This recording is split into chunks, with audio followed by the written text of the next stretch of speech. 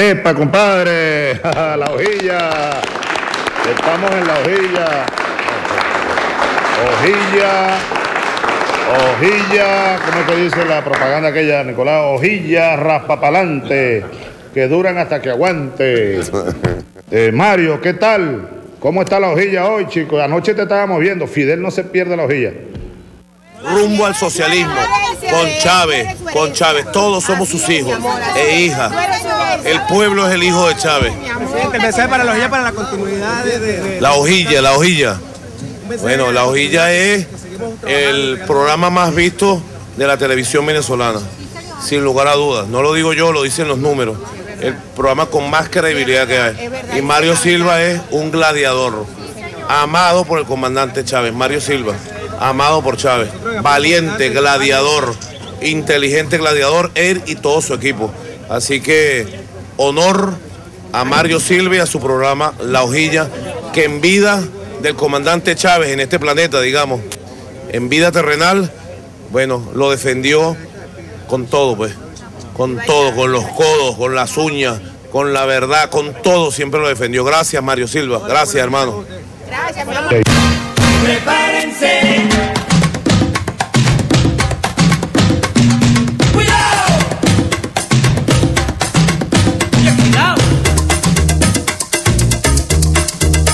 Bueno, yo además de cristiano, yo no soy solo cristiano. Yo soy un revolucionario y también soy marxista. Asumo el marxismo. Revolución es sentido del momento histórico. Es cambiar todo lo que debe ser cambiado.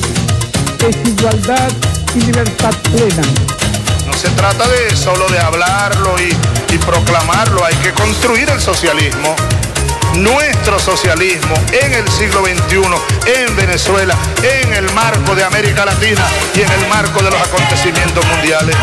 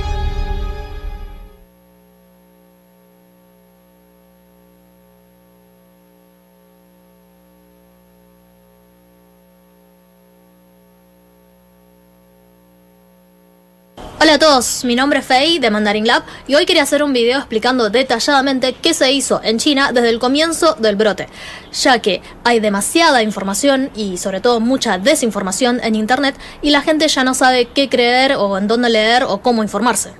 Lo primero que vamos a ver es una línea de tiempo que muestra los hechos que fueron sucediendo. Lo voy a ir narrando y después lo vamos como comentando. Entonces, a través de esta línea de tiempo podemos ver qué fue lo que sucediendo en el orden cronológico, qué medidas tomó el gobierno y así ver dónde estuvieron las fallas. Todos estos hechos fueron reportados en su momento en los diarios locales, pero también fueron reportados en los medios internacionales. Lo pueden corroborar, por ejemplo, en la página de la BBC o de Washington Post, o incluso en la página de la Organización Mundial de la Salud, que también tiene un orden cronológico de las cosas que fueron sucediendo. Según la revista médica Lancet, la primera persona diagnosticada fue el 1 de diciembre. Esta persona no tenía ningún contacto con el mercado de Wuhan, ya que padecía de Alzheimer y no salía de su casa. El 8 de diciembre fue el primer caso de neumonía de causa desconocida registrado en un hospital en Wuhan. Teniendo en cuenta el periodo de incubación, que puede ser de 14 a 24 días, esta persona contrajo el virus entre principios y mediados de noviembre. A partir del 10 de diciembre empieza a surgir más casos de contagios. Todos los casos están relacionados con el mercado de mariscos de Wuhan. El 12 de diciembre las autoridades sanitarias de Wuhan consideraron a posteriori este día como el comienzo de la propagación del virus. Hasta acá eran casos aislados de neumonía, no lo habían conectado y las autoridades no estaban al tanto, pero es cuando empieza el brote. A partir del 26 de diciembre, la especialista Zhang Jixian determina que estos casos tipo neumonía probablemente eran un nuevo tipo de coronavirus. Fue la primera en detectar el virus. El 27 de diciembre, el hospital se lo informa al Centro Chino de Control y Prevención de Enfermedades de Wuhan. Acá es cuando las autoridades se enteran del hecho. En los 3 días posteriores se reportan 3 casos más, todos relacionados con el mercado de mariscos. El 28 de diciembre el hospital también le reporta a la Comisión de Salud de la provincia de Hubei y también en la ciudad de Wuhan. El 29 de diciembre empieza la investigación por parte del Centro del Control y Prevención de Enfermedades de Wuhan, del distrito y también en el mismo hospital. El 30 de diciembre el centro de Wuhan le reporta al Centro de Prevención Nacional. Este es el día en donde las autoridades de nivel nacional estaban al tanto de la situación. Las autoridades sanitarias de Wuhan empiezan a enviar avisos de urgencia a los hospitales sobre los casos de neumonía que aún se desconocía la causa. Esto se filtró en las redes inmediatamente y en las noticias locales empezaron a reportar sobre este tema. Este también fue el día en que el Dr. Li Wenlian empieza a advertir en su grupo de WeChat a sus colegas y amigos sobre la enfermedad. El 31 de diciembre se empieza a advertir sobre el tema. La Comisión de Salud de Wuhan le sugiere a la gente de la ciudad a usar mascarillas. El Centro de Control y Prevención de Enfermedades de China, la autoridad a nivel nacional, envía expertos de la materia para investigar y ayudar a las autoridades locales. El canal de televisión oficial CCTV lo comunicó en las noticias ese día sobre los hospitales en Wuhan están en alerta por casos de neumonía de causa desconocida. Este día se le informa también a la Organización Mundial de la Salud. Hasta este día había 27 casos sospechosos. Cuando fue la epidemia del SARS se había tardado 3 meses, desde el reporte del primer caso hasta que se le informó a la Organización Mundial de la Salud. El 1 de enero clausuran el mercado de mariscos, en busca de animales infectados y desinfectan el lugar. La mayoría de la gente seguía sin darle mucha importancia al asunto y seguían su vida diaria, ya que al decir neumonía no parecía ser tan grave. El 2 de enero descartaron que la enfermedad sea gripe aviar, SARS, MERS o algún tipo de coronavirus conocido. El 3 de enero, el Dr. Li y otros 7 médicos más firmaron la advertencia de no seguir propagando noticias falsas. En las noticias informaron sobre esta llamada de atención a las 8 personas que habían esparcido rumores falsos, pero no habían dicho de que eran médicos. Este mismo día, la Comisión Nacional de Salud notificaron el hecho de virus a las otras provincias y regiones. El virus fue identificado. El virólogo y experto de SARS en Hong Kong, Guan Yi, hasta lo que se sabía en esa fecha, había dicho que aún no había pruebas de que la transmisión sea entre personas. El 5 de enero, el Centro de Prevención Nacional activó la alarma de nivel 2 de emergencia nacional, de un total de 4 niveles. El 7 de enero se detecta que se trata de un nuevo tipo de coronavirus y se lo llama provisoriamente nuevo coronavirus. El 8 de enero, los reportes señalaban de que no había evidencia que la enfermedad se pueda contagiar entre humanos, y se reportó que no parecía tan mortal como el SARS. El 10 de enero se produce el primer caso de muerte. El Dr. Li empieza a tener síntomas, pero no lo chequea en el hospital. En estos días no hubo nuevos casos de contagio reportados. Tengamos en cuenta el periodo largo de incubación. Y no hubo muchas actividades visibles por parte del gobierno local de Wuhan. Se estaba más bien haciendo trabajos de laboratorios e investigaciones. En las noticias se venían hablando de la neumonía, pero a nadie le prestaba mucha atención. Desde mi ciudad, por ejemplo, las noticias no parecían tan alarmantes y Wuhan tampoco parecía estar tan cerca. Se sabía que había una enfermedad, pero no afectaba a la gente en su vida diaria.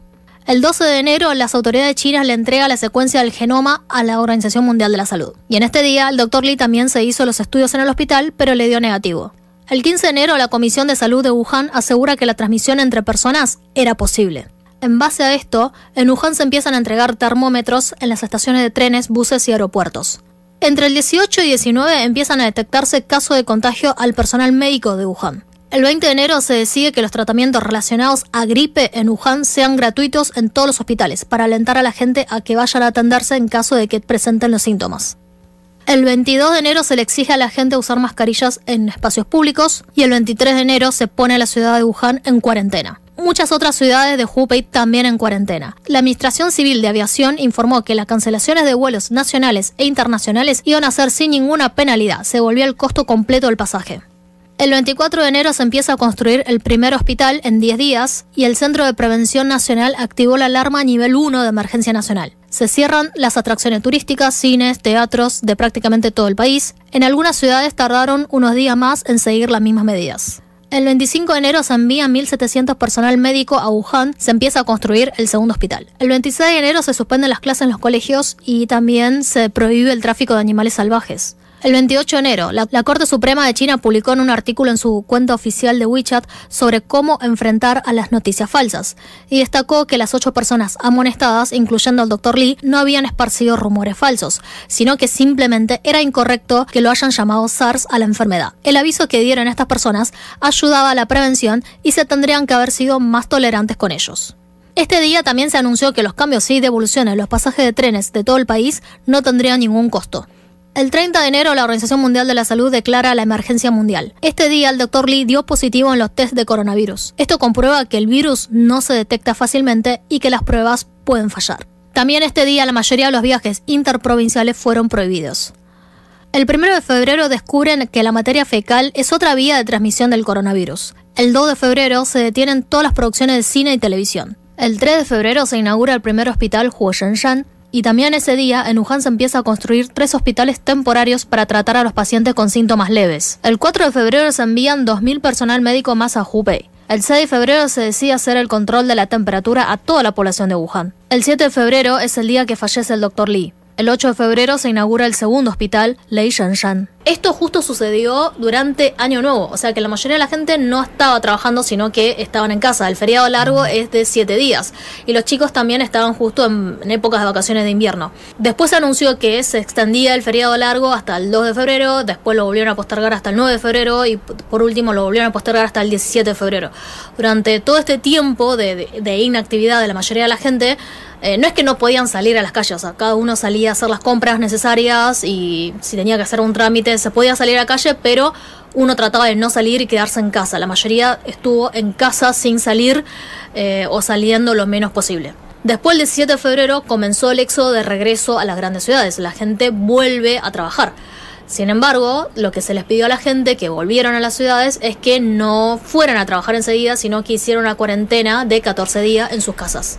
Y por otro lado también se reforzó muchísimo las medidas de seguridad.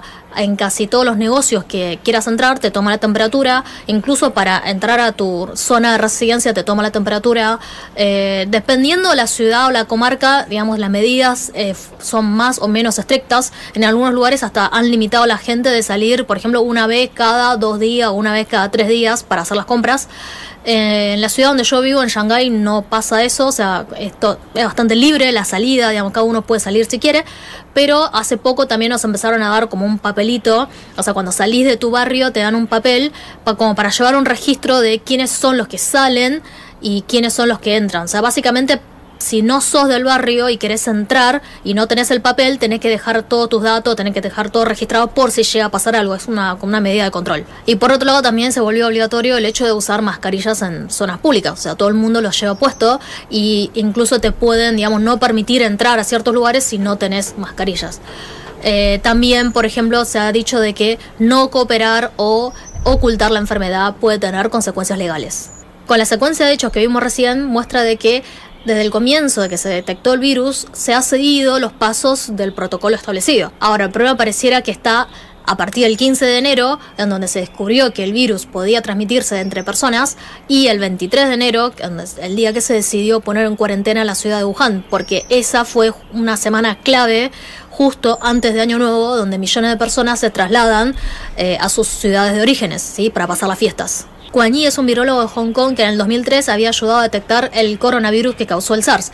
Él, el 22 de enero, había viajado a Wuhan para ayudar a investigar sobre el virus y el 23 de enero se escapó de Wuhan diciendo de que ya era incontenible, que el gobierno había actuado demasiado tarde y que millones de personas ya habían abandonado la ciudad por el Año Nuevo chino.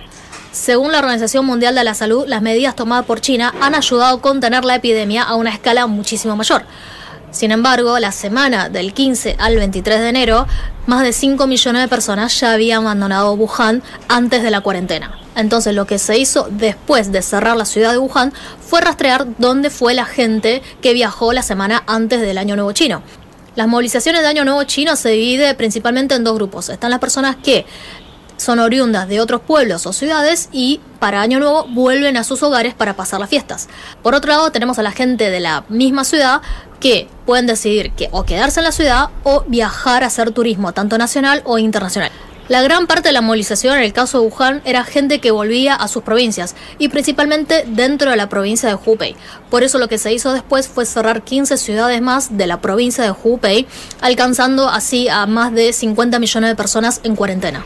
También se rastreaba a las personas que habían salido de Wuhan para localizarlas en otras provincias, más que nada para saber cómo estaban, si tenían fiebre o si tenían síntomas.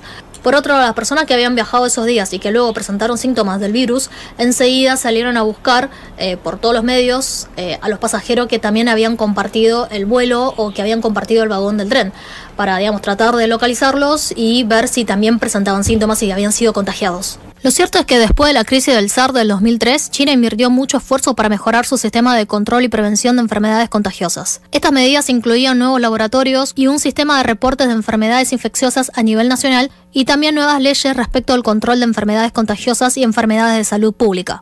En un país conocido por su burocracia jerárquica, el nuevo sistema de prevención estaba diseñado para tener respuestas rápidas. Los hospitales, cuando tienen casos de enfermedades contagiosas, los cargan en el sistema y esta información debería llegar al CDC nacional en cuestión de horas. Este sistema ha ayudado a China a contener epidemias como el H1N1, la gripe aviar y la malaria. En este caso, las autoridades de Hubei y de Wuhan aseguraban de que habían informado estos casos de neumonías atípicas al CDC Nacional a finales de diciembre. Sin embargo, según la línea de tiempo del CDC Nacional, estos casos no habían sido reportados al sistema nacional, sino solamente al sistema provincial. En los diarios locales se ha debatido si las medidas tomadas por el gobierno estuvieron acertadas.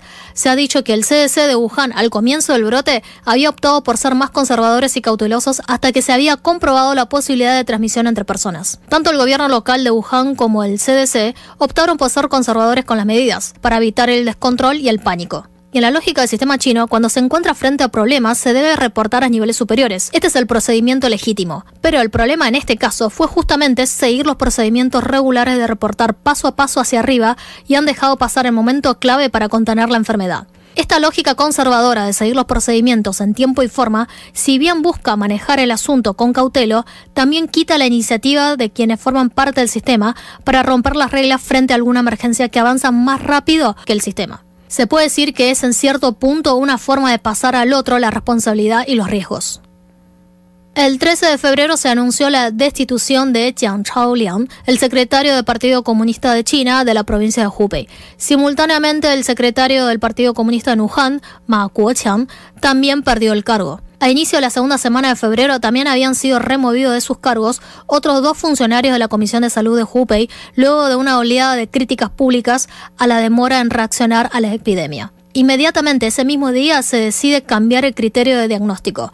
Han informado de 14.840 casos nuevos de infección, casi 10 veces más que el día anterior, y 224 fallecimientos, más del doble también que el día anterior.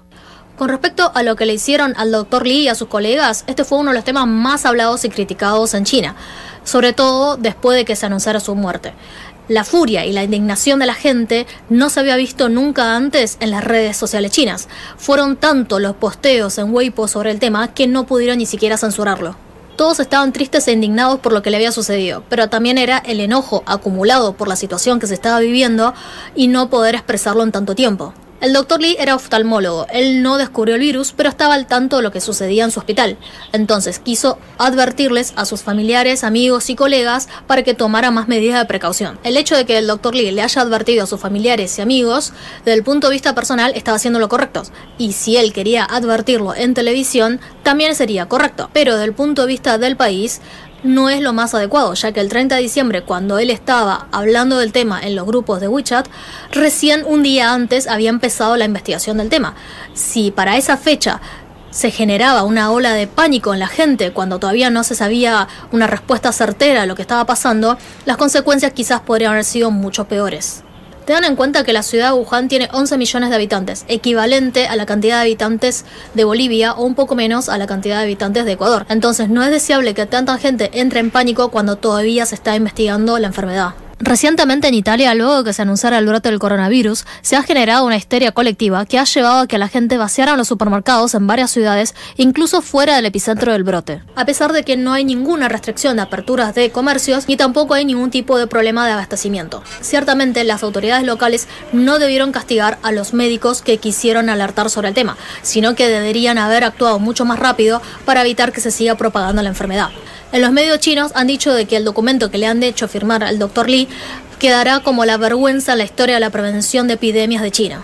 Ciertamente, después de esta crisis va a haber cambios. El sistema, para que funcione bien, necesita tener canales más fluidos con la gente, para que sustente la confianza de la gente hacia el gobierno. Y si hay mentiras, exageraciones, culto a la personalidad y demás, esa confianza se va a ir desmoronando. La voz del gobierno necesita apoyarse en una burocracia eficiente. Pero ¿cómo se puede lograr eso en un país con 1.400 millones de habitantes? Esta cantidad de población es el equivalente a todo el continente americano más la mitad de la población del continente europeo. Es imposible dejar a todos conformes. Siempre habrá disonantes y disidentes. En China se ha cuestionado la transparencia y la forma en que el gobierno ha tomado ciertas decisiones. Sin embargo, esto está muy lejos de poner en jaque la legitimidad del gobierno. Porque a pesar de los errores se ha demostrado de que se está haciendo todo lo posible para contenerlo y solucionarlo. Se ven los resultados y la gente tiene fe de que se va a solucionar. La gente confía en que el gobierno va a solucionar esto y que lo vamos a superar. China es un país que ha sufrido invasiones y guerras por más de 2 siglos. Desde las invasiones europeas, desde 1800, las guerras sino-japonesas, seguida por el levantamiento para derrocar a la dinastía Qin, seguido de guerras internas por el poder, el levantamiento de los comunistas, la Segunda Guerra Mundial, después las guerras entre los comunistas y los nacionalistas, el pueblo ha sufrido de masacres, hambrunas, humillaciones y pobreza extrema. No es de extrañar que hoy en día la gente tenga en alto estima a los líderes que han traído prosperidad y que en las últimas 4 décadas China ha registrado un desarrollo económico y social nunca antes registrado en la historia de la humanidad. No es que la gente no vea o no sepa los errores del gobierno. Todos los gobiernos del mundo, no importa el sistema que tengan, cometen errores. Pero la gente valora, antes que las libertades individuales, la estabilidad social y la mejora de la calidad de vida. Las guerras y sus consecuencias siguen muy marcadas en la memoria colectiva de los chinos. Al fin y al cabo, la gente solo quiere tener una vida tranquila. Por otro lado, hay que tener en cuenta una diferencia cultural muy importante al analizar este hecho. En China, la familia y la comunidad tienen un peso mucho más importante que en Occidente. Y esto no solo pasa en China, sino también en muchos países de Asia. Entonces, la gente acepta el sacrificio individual en aras del bien común. En cambio, en Occidente pesa más el bienestar y los derechos individuales. Son 2 formas distintas de concebir la sociedad y la política. En Asia, por ejemplo, no hubo una revolución francesa, es decir, una emergencia de un ciudadano individual como sujeto de derechos. En Occidente se preocupa más por la suerte de una persona individual, el médico que no escucharon, el activista que desaparece, etc. Desde ya, estos hechos no deberían ocurrir en una potencia económica y social como lo de China, sino que debería ser siempre un faro y una guía para el resto del mundo, como lo fue tantas veces en la historia. Pero una cosa es el individuo y otra cosa es la comunidad. No hay respuestas completas ni perfectas, pero la respuesta que tomó China frente a la crisis se encuadra culturalmente en una sociedad que tiene más peso la comunidad, y lo que importa es preservar esa comunidad a costa de sacrificar algunos derechos individuales. Hay que destacar también que en la batalla contra el coronavirus hay un gran apoyo por parte de la gente. Casi todos cumplen con las medidas recomendadas por el gobierno, desde usar mascarilla, tratar de no salir a las calles, tratar de no reunirse. Casi todos colaboran activamente en cumplir con todas las medidas recomendadas. También cabe destacar la enorme cantidad de donaciones que ha hecho la gente, ya sea dinero o suministro para los hospitales y también donaciones para la policía. También la gente trabaja como voluntarios para los puestos de control de temperatura, ya sea en estaciones de trenes, en buses, aeropuertos y también en las zonas residenciales para tomar la temperatura a la gente del barrio. La gente colabora, contribuye y participa voluntariamente con las autoridades para controlar el brote. Es una sociedad que tiene un alto grado de conciencia de colaboración y obediencia. Cada país tiene su historia y su tradición cultural diferente. Por eso en el mundo hay distintos tipos de gobiernos. Algunos funcionan mejor que otros, pero ninguno es perfecto. No hay un único sistema viable, así como tampoco hay una única receta económica que se pueda aplicar a todos por igual. Ha pasado un poco más de un mes desde la cuarentena de Wuhan. El número de nuevos casos de contagio se reduce día a día y el número de recuperados también aumenta día a día. Se respira más confianza y hay optimismo de que pronto las cosas volverán a la normalidad. Ojalá que las cosas que han hecho bien en China sirvan como referencia y podamos aprender lo que ha fallado para mejorarlo a tiempo para cuando haya que implementar las medidas en otros países o para futuras epidemias. Un mejor control de una epidemia se necesita de un gobierno preparado, pero sobre todo de una buena sociedad. Y esta crisis, lejos de dividir al pueblo chino, lo ha mantenido unido, ya que esta es la única manera de salir adelante.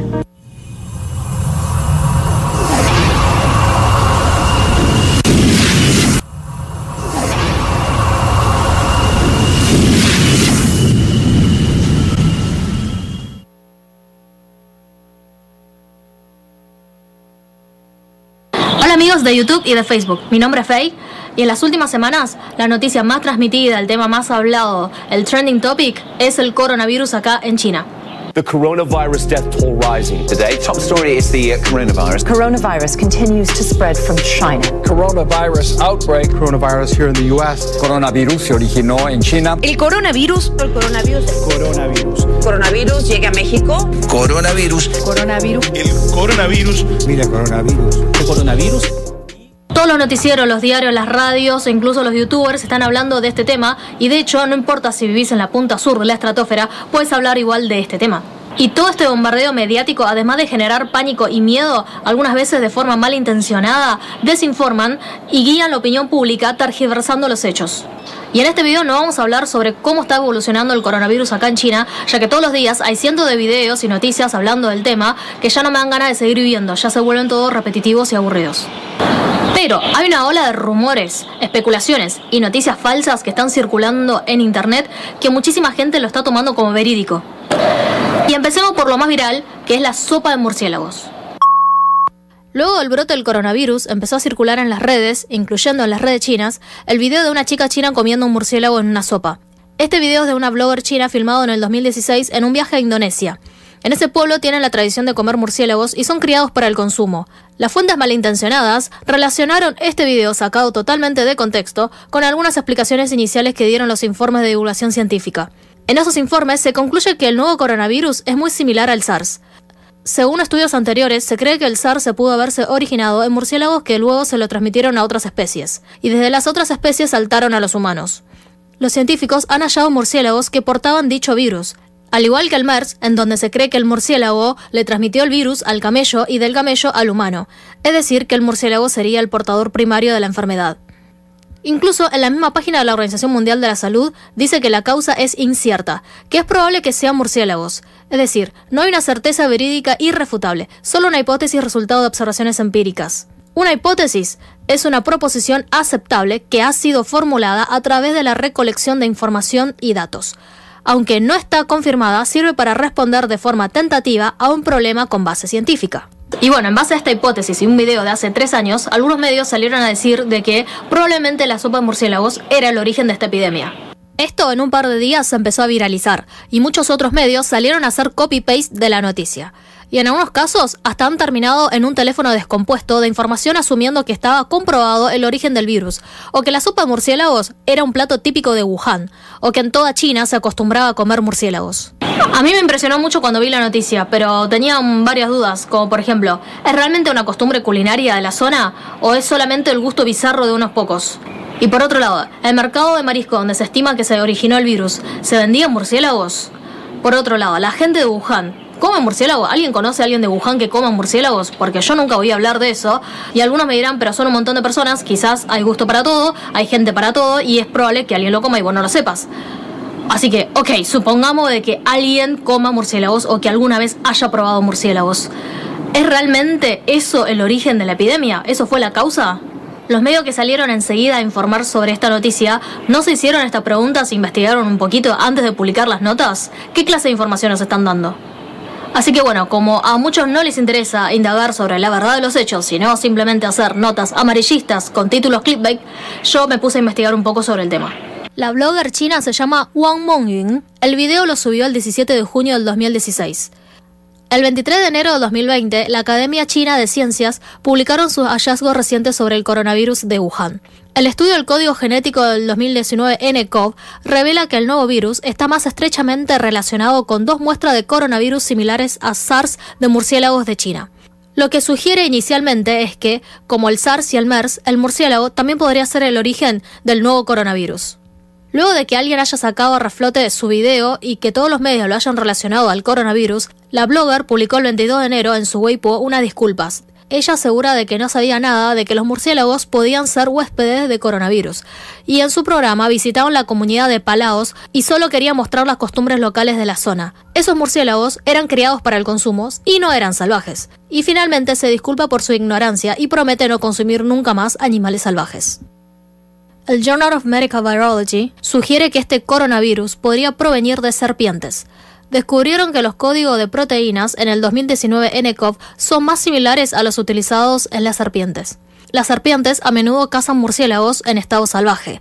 Los informes indican que las serpientes se vendieron al mercado local de mariscos en Wuhan, lo que aumenta la posibilidad de que el 2019 nCoV haya saltado de una especie huésped murciélago a las serpientes y luego a los humanos al comienzo del brote del coronavirus. Sin embargo, la forma en que el virus podría adaptarse tanto a huéspedes de sangre fría como a los de sangre caliente sigue siendo un misterio.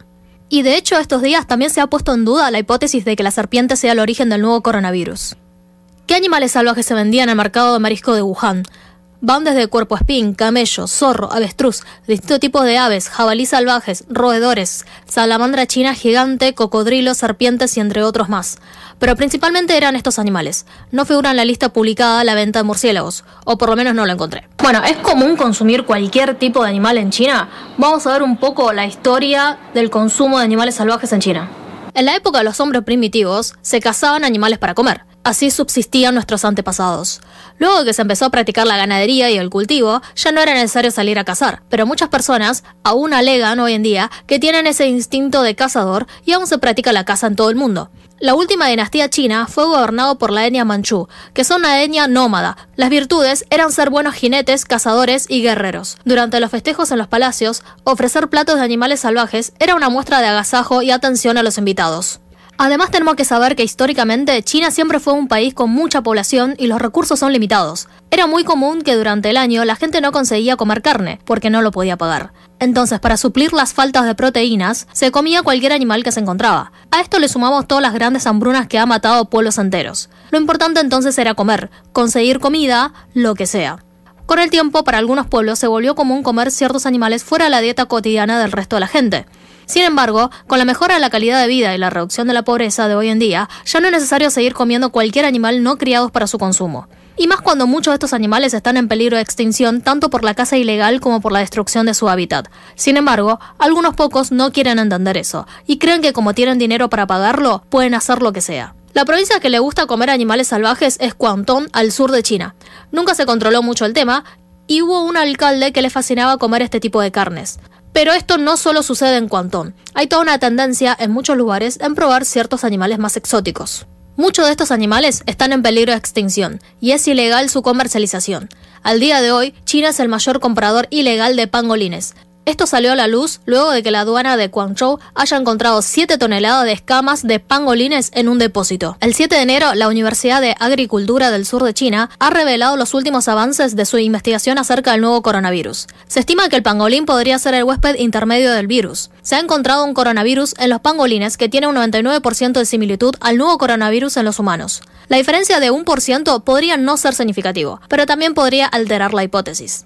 Un dato de vital importancia para la trama. Los pangolines que se usaron para la investigación no son lo que se vendían en los mercados, sino que se ha conseguido unas pocas cantidades a través de algunas instituciones. Estos pangolines padecen de este virus y hay que seguir investigando para saber si a través de estos animales pueden contagiar a las personas. Ahora bien, la mayoría de la prensa internacional no han aclarado esto. Solo dicen que es probable que el pangolín sea el huésped intermediario, que es exportado ilegalmente en Asia y que es considerado un manjar en la gastronomía. ¿En serio? ¿Un manjar en la gastronomía? ¿De dónde? Lo que escribieron en la nota. ¿Saben algo de la gastronomía china, además del chaufán? Al igual que cuando surgió lo del murciélago, ahora vuelven a generalizar a todo el país el consumo ilegal de un animal. También hay titulares convenientemente escritos para ampliar su interpretación, como: el pangolín, el extraño animal que podría haber transmitido el coronavirus a los humanos. Extraño animal. ¿Qué tiene de extraño? ¿O se refieren que los chinos son extraños?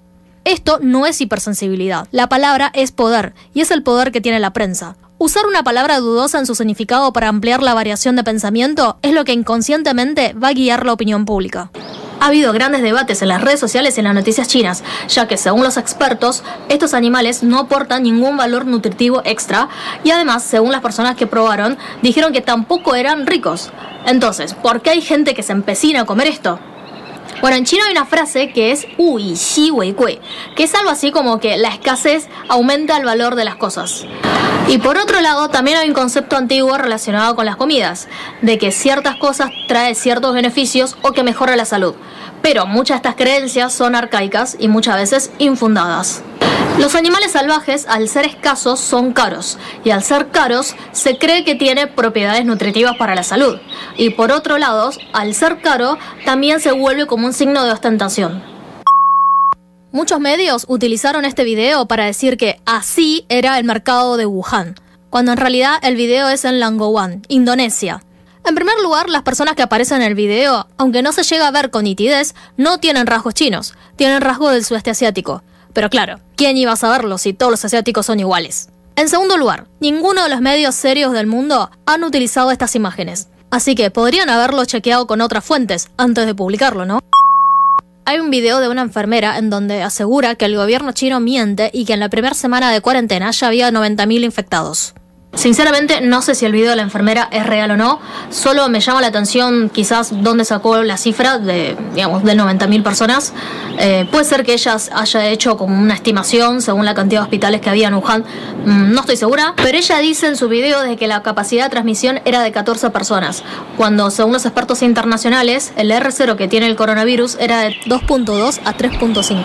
El R0 es el número básico de transmisión. Y esto quiere decir que de cada persona que tiene la enfermedad, le puede infectar a entre 2 a 3 personas más. Este grado de transmisión ya es muy alto y alarmante, y un R0 de 14 ya es más bien parecido al sarampión, o sea que en ese caso creo que no coinciden los datos, o por lo menos entendí yo que ella quiso decir eso. Por otro lado, ella no dice ser ni enfermera ni doctora. Fue una suposición de parte de aquellos que subieron varias versiones del video en las redes sociales. La mujer, que no se identifica, lleva un traje de protección en un lugar desconocido. Sin embargo, su traje y máscara no coinciden con los usados por el personal médico en Hubei. Al final del video ella le pide ayuda a la comunidad internacional, ya que hace falta muchos insumos para el hospital y para el personal médico. Todos sabemos sobre estas carencias y se está haciendo todo lo posible para mandar más suministros a Wuhan, incluso más personal a Wuhan para ayudar. Sin embargo, muchos de los medios internacionales que hablaron sobre este video solo les interesaba el dato morboso de los números de infectados y no mencionaron la parte más importante, que es que hay necesidad de insumos, que hay falta de insumos y que se está pidiendo ayuda. Y muchos utilizaron este video como evidencia irrefutable de que el gobierno está mintiendo con los números, cuando todavía no se sabe si el video es real o no.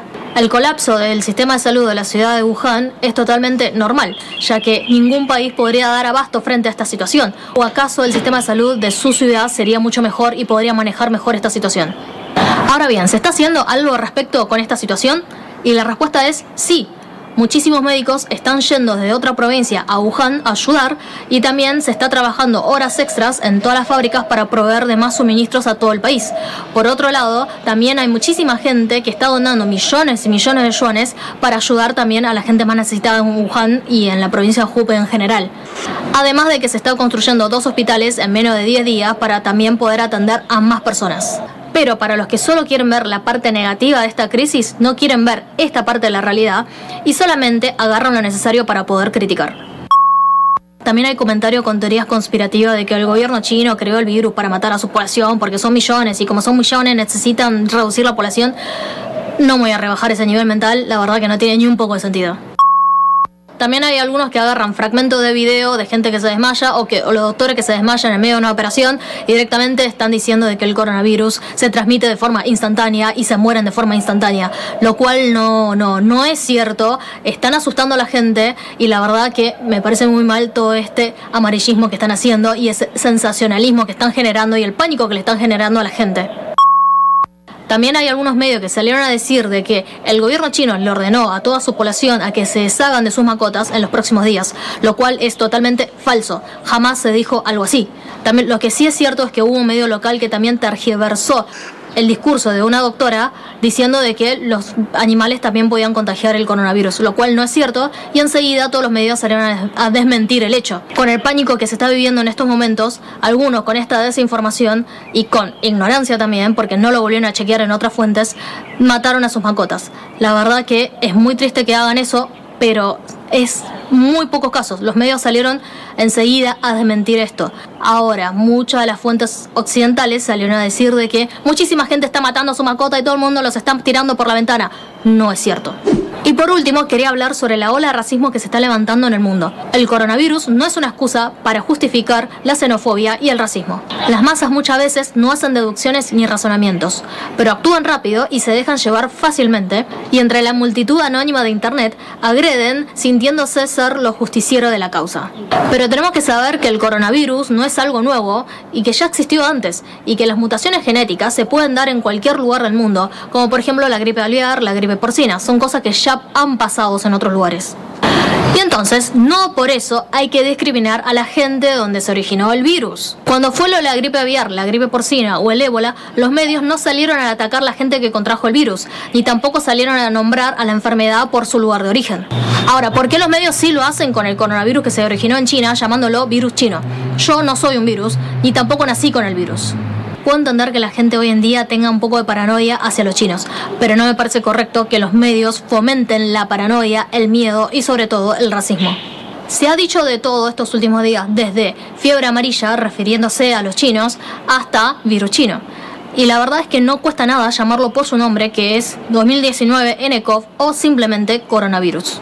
Hay que dejar de estigmatizar a la gente y ponerles etiquetas como objeto y de crítica. Esta es la era de la información masiva, donde cualquiera puede armar un video, donde cualquiera puede armar un post y lo puede publicar en internet. Entonces, con la información que vemos, tenemos que aprender a ser más crítico y no creer lo primero que estamos viendo, o por lo menos no generalizar con un video que están viendo a generalizar toda una población o todo un país. Y la verdad es que me han dejado perpleja la violencia xenófoba expresada con liviandad de algunos medios de comunicación. Y también he visto una enorme cantidad de comentarios de odio hacia la comunidad china y muchas de ellas totalmente infundadas. ¿Desde cuándo tenemos a tanta gente intolerante y xenófoba? ¿O acaso es una convergencia facilitada por las redes sociales? Hay una cantidad enorme de noticias inexactas, morbosas y muchas de ellas inventadas de la nada. El caos y la destrucción morbosa es lo que vende, a costa de violentar la dignidad de otra persona. A muchas personas solamente les interesa ver el caos y la desesperación y se ponen a criticar todas las cosas que surgen a raíz de eso. Pero no ven del otro lado de la moneda, que es que hay muchísima gente ayudando, donando y todo el equipo médico trabajando día a día sin cesar. Hay muchísimos héroes anónimos, gente que extiende su mano, gente que trata de hacer algo por lo demás. Pero todo esto no se muestra en las noticias. Y la verdad es que todas estas situaciones nos fragmentan y nos empobrecen como sociedad. Nos gusta saber el morbo de la cantidad de muertes causadas por el coronavirus y no vemos que las muertes causadas por el femicidio, los accidentes de tránsito y las armas de fuego son mucho más altas en América Latina. Tendremos un mundo mejor cuando aprendamos a empatizar y a ser tolerantes con el otro. No olvidemos que del otro lado de las diferencias culturales hay personas al igual que vos y yo. La difusión del brote del COVID-19 ha provocado inquietud en el mundo y en algunos lugares se ha asumido con más histeria que información. En la historia ya ha habido otros coronavirus, 39 en total, y muchas personas de nuestro planeta se infectarán con uno o más de ellos en algún momento de su vida. Varios de estos microorganismos producen patologías comunes como el resfriado, pero otros provocan reacciones más graves, como una neumonía. Este es el caso del COVID-19. Sus primeros síntomas se asemejan a los de la gripe común, pero su evolución es más rápida y depende del portador. Las autoridades de China confirmaron que este coronavirus se contagia antes de mostrar algunos de sus indicios. Es importante recalcar que la mayoría de las personas que murieron por este virus eran mayores de 60 años y ya sufrían alguna enfermedad o tenían las defensas bajas. Por el momento, no existe una vacuna contra el COVID-19 ni un tratamiento eficaz para la neumonía que provoca. A los pacientes les prescriben hospitalización, tratamiento con antivirales, dosis altas de esteroides para reducir la inflamación pulmonar y un soporte respiratorio con oxígeno. Para prevenir contagios, la Organización Mundial de la Salud, OMS, recomienda lavarse las manos antes y después de comer, así como al llegar al trabajo y tras regresar a casa. Si han agarrado objetos o asideros en lugares o vehículos públicos, tienen que frotarse bien el anverso y el reverso de las manos, también entre los dedos, durante un mínimo de 20 segundos. También deberían cuidar el aseo de sus teléfonos móviles. Es mejor que eviten el contacto de sus manos con sus ojos, nariz o boca cuando se encuentren en espacios públicos. Aunque pueda parecer obvio, es importante que no se acerquen a las personas que reciben tratamiento, incluso aunque sean parientes cercanos. Conviene que siempre tengan a mano pañuelos desechables para estornudar y toser. No los utilicen para limpiarse el rostro y empleen productos higienizantes después de su uso. Solo son un placebo. La OMS advierte que las mascarillas quirúrgicas no necesariamente protegen y pueden dar una falsa sensación de seguridad. Sí resultan efectivas los tapabocas autofiltrantes, pero están principalmente destinados para trabajadores sanitarios que cuidan de pacientes y un incremento de su demanda podría agotar las existencias. No caigan presa del pánico y eviten la difusión de desinformación sobre este coronavirus. Consulten la información que difunden fuentes oficiales como la OMS para conocer las últimas novedades al respecto. No se crean ni difundan noticias con contenido dudoso a través de las redes sociales. Controlar el contagio del COVID nos está resultando difícil, pero evitar la propagación de la desinformación y la histeria que la acompaña está a nuestro alcance.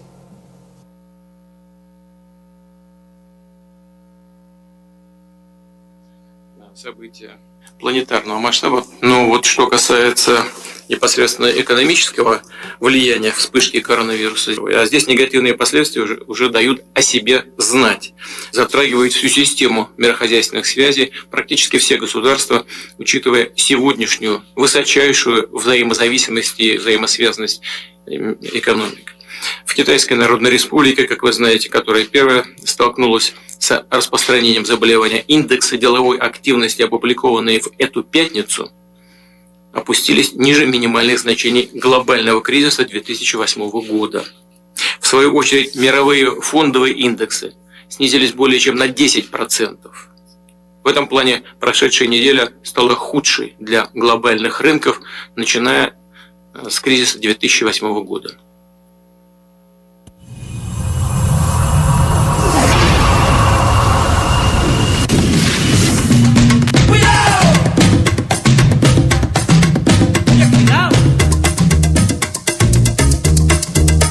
Bueno, yo además de cristiano, yo no soy solo cristiano. Yo soy un revolucionario y también soy marxista. Asumo el marxismo. Revolución es sentido del momento histórico.